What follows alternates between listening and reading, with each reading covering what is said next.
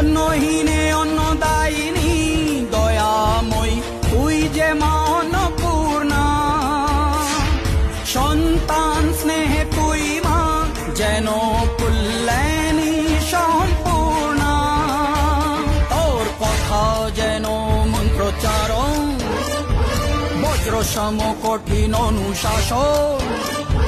ধৈর্যের সর্বংসহা পৃথিবী, ধর্ম ও ন্যায়ের প্রতিচ্ছবি।